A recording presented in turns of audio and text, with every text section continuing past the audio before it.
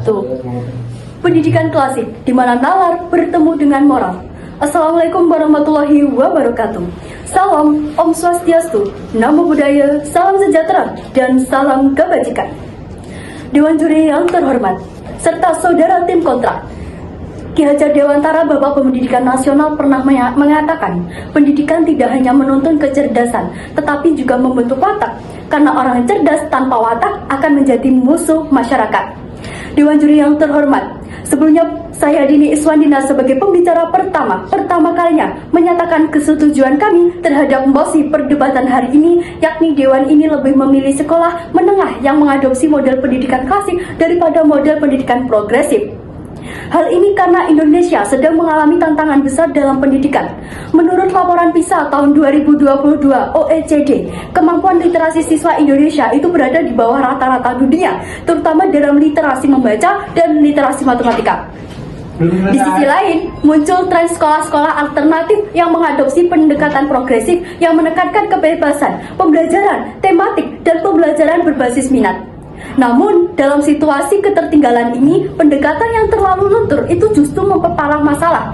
Oleh karena itu, kami berpandangan bahwa model pendidikan klasik yang berorientasi pada struktur disiplin ilmu pengetahuan dasar dan pembentukan karakter adalah pilihan yang lebih tepat dan strategis untuk sekolah menengah. Dewan juri yang terhormat, serta saudara tim kontra, menurut Dr. Christopher Perrin, pakar pendidikan klasik dan pendiri Classical Academic Press, pendidikan klasik adalah model yang menekankan trivisum, grammar, logik, teoretik, dan quadrivium, aritmatika, geometri, musik, astronomi, yang tujuannya adalah membentuk manusia yang utuh, tidak hanya pintar, tetapi juga bijak dan bermoral. Didefinisikan lagi oleh John Dewey, Bapak Pendidikan Progresif, model ini menekankan pengalaman langsung minat individu dan partisipasi aktif siswa. Namun, praktiknya ini sering mengorbankan kedalaman materi dan struktur akademik.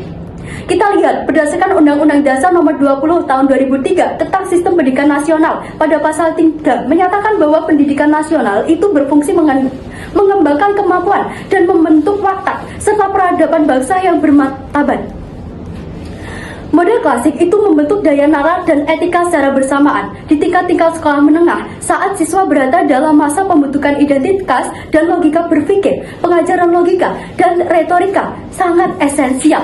Hal ini dibuktikan dengan data National Assessment of Educational Progress atau NAEP Amerika Serikat. Sekolah-sekolah berbasis klasik secara konsisten menunjukkan skor yang 10-20% lebih tinggi dalam literasi dan numerasi dibanding sekolah-sekolah progresif. Sekolah berbasis model klasik seperti Great Heart Academy di Amerika Serikat meluluskan siswa dengan nilai SAT rata-rata 1291, jauh di atas rata-rata nasional 1060. Pendidikan progresif seringkali bersifat terlalu fleksibel dan tidak merata antar siswa maupun guru. Sebaliknya, pendidikan klasik memiliki silabus yang hierarkis, disiplin, dan mendalam.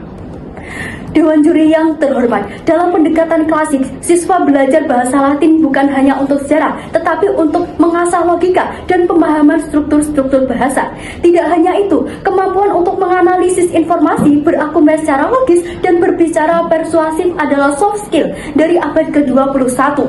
Sayangnya, pendekatan progresif selalu berfokus pada kebebasan ekspresi, bukan disiplin berpikir. Dewan juri yang terhormat serta saudara tim kontra, model klasik dengan retorika dan logika secara eksplisit melatih cara berpikir, bukan hanya merasa. Pendidikan hari ini tak cukup hanya untuk mencetak orang pintar. Kita butuh generasi yang jujur, beradab, dan bermoral, yang tahu apa itu kebenaran dan kebaikan. Model klasik itu mengintegrasikan moralitas dalam setiap pelajaran, dari karya sastra klasik yang penuh nilai kemanusiaan hingga pelajaran logika yang mengajarkan kejujuran intelektual. Justru di tengah gempuran AI, teknologi, dan informasi digital, kita perlu masyarakat yang berpikir dengan prinsip, bukan hanya cepat menjawab. Dewan juri yang terhormat, AI bisa menjawab soal, tapi manusia harus tahu mengapa jawaban itu benar. Model pendidikan klasik mendidik manusia untuk yang pertama bertanya, yang kedua menganalisis, yang ketiga menilai secara etis. Pendidikan klasik bukanlah kuno, ia adalah pendidikan yang teruji oleh waktu di tengah krisis pendidikan dan moral. Pendekatan progresif belum tentu mampu memberikan hasil akademik karakter yang kuat. Dan karena itu kami memilih model pendidikan klasik demi bangsa yang berpikir jernih, bermoral tinggi, dan siap menjawab. Dengan itu kami menyatakan dengan tegas menyetujui mosi perdebatan hari ini. Terima kasih. Wassalamualaikum warahmatullahi wabarakatuh.